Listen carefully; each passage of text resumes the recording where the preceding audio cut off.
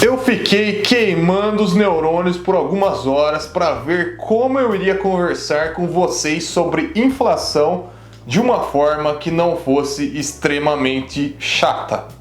Mas acredito que valeu a pena.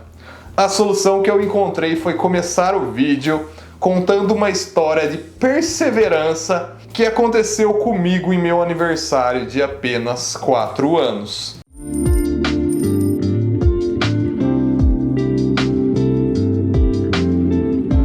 Meu nome é Andrei, este é o canal Inquilino Rico, sejam todos muito bem-vindos. Se ainda não é inscrito, aproveite para se inscrever e clicar no sininho para obter todas as notificações. Bom, quando eu era criança, meu maior sonho era ter um Pense Bem. Pense Bem, se você não sabe o que é, e isso significa que você provavelmente tem menos de 35 anos, é uma espécie de computador para crianças que foi muito famoso no final dos anos 80 e começo dos anos 90. Pois bem, no meu aniversário de 4 anos, diferentemente do que acontece com uma criança normal, eu não recebi nenhum presente. Minha mãe me deu apenas um envelope. Eu abri esse envelope e dentro dele estavam 400 cruzados. Eu confesso que fiquei um pouco chateado. Não por conta de ter recebido 400 cruzados, mas o fato é que eu preferia ter ganhado o Pense Bem. Minha mãe, percebendo a minha chateação, me disse então o seguinte: Andrei, quando você juntar 800 cruzados, pode trocar esses 800 cruzados por um Pense Bem. E, além disso, que o meu avô e a minha tia haviam me dado 100 cruzados cada um. Na época, eu não entendi esses cálculos muito bem, mas o fato é que eu tinha 600 cruzados e faltava 200. Para ajudar ainda mais, ela disse que colocaria todos esses cruzados que eu ganhei na poupança e que a poupança me renderia alguns jurinhos.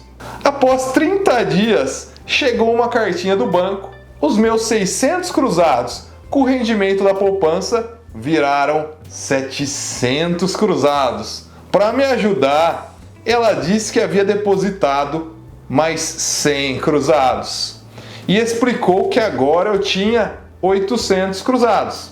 Eu fiquei super feliz e perguntei a ela se poderíamos ir naquela hora no shopping comprar o Pense Bem. Foi aí que ela me respondeu que o Pense Bem custava agora 900 cruzados. No mês seguinte ela me deu mais 100 e com o novo rendimento da poupança eu tinha 1000, mas agora o Pense Bem custava 1.200. Pois bem, talvez isso seja interpretado nos dias de hoje como tortura contra uma criança, mas eu vejo como uma das primeiras lições que eu tive de economia e nesse ponto o quão danoso é este fenômeno conhecido como inflação. Então eu vou te explicar o que é esse fenômeno antes de concluir a história do Pense Bem. Se eu passei por tudo isso para entender o que é inflação, você que não reclame de ver mais 5 minutos de vídeo para entender tudo. O que é inflação? Inflação é um termo que significa aumento generalizado de preços de bens e serviços. Dessa forma, a inflação representa o aumento do custo de vida e, consequentemente, uma redução no poder de compra da moeda. O que causa a inflação? A inflação pode ter várias causas que podem ser agrupadas em aumento na demanda, aumento nos custos de produção, inércia inflacionária e aumento de emissão da moeda. E eu vou explicar cada uma delas aqui.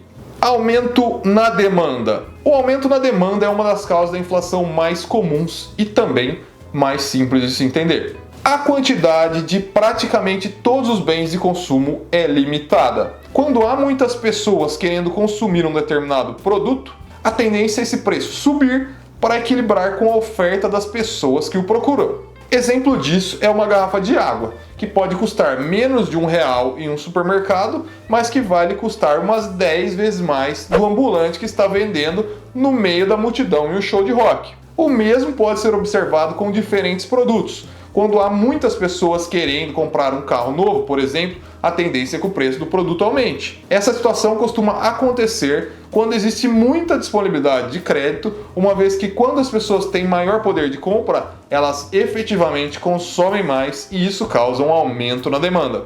Aumento nos custos da produção.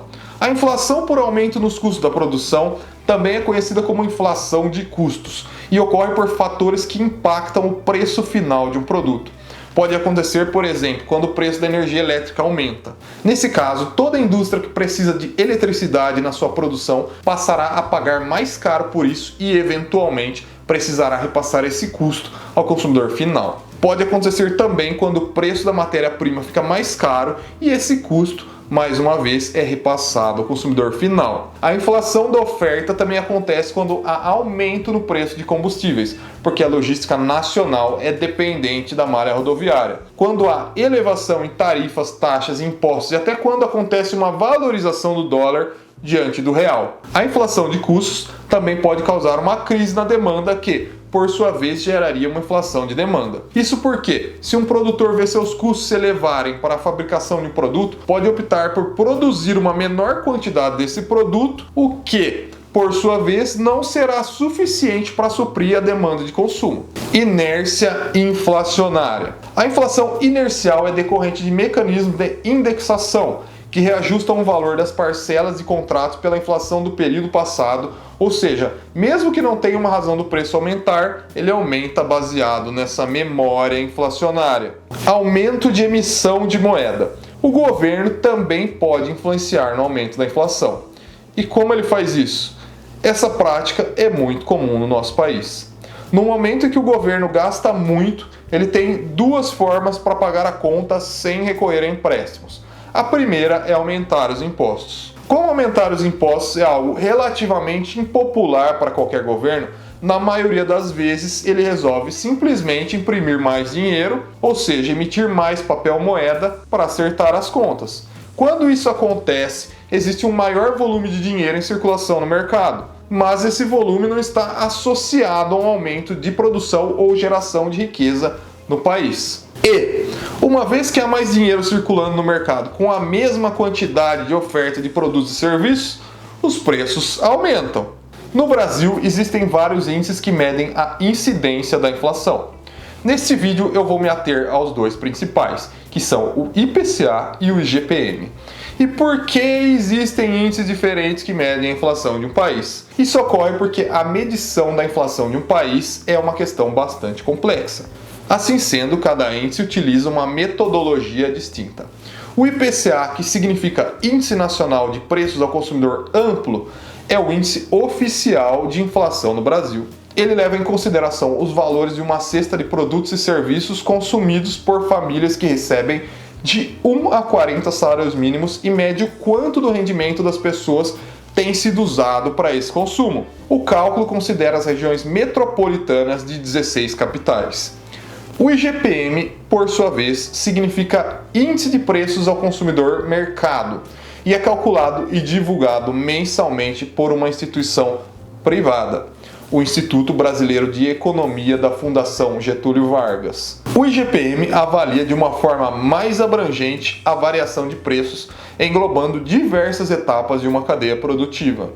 Portanto, a principal diferença entre os dois é que, enquanto o IPCA considera a variação de preços de produtos e serviços apenas para o consumidor final, o IGPM leva em consideração a oscilação de preços em todas as fases da produção.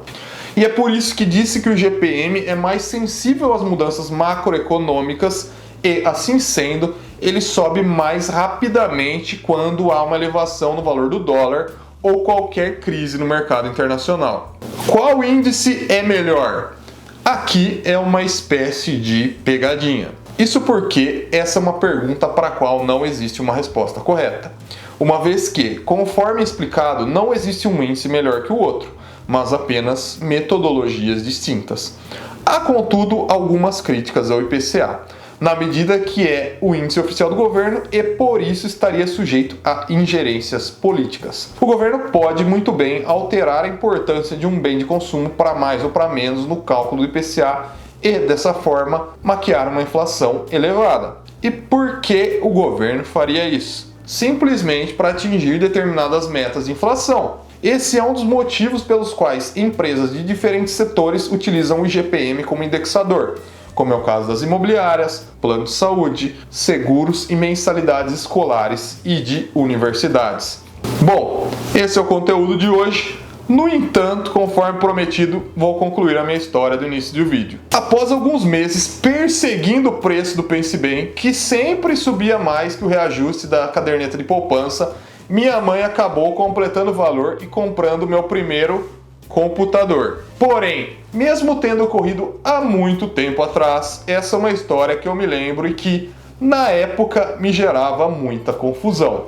Uma vez que tudo isso que eu expliquei aqui seria bem difícil para uma criança de 4 anos entender. Mas eu espero, sinceramente, que você tenha entendido. Se você já é mais velhinho como eu, passou dos 30 e pelos períodos de hiperinflação do país, comente aí abaixo se tiver alguma história parecida para contar. Curtiu? Já sabe, clica no joinha que você ajuda o canal e nos estimula a produzir mais vídeos como esse. Um grande abraço, até o próximo vídeo.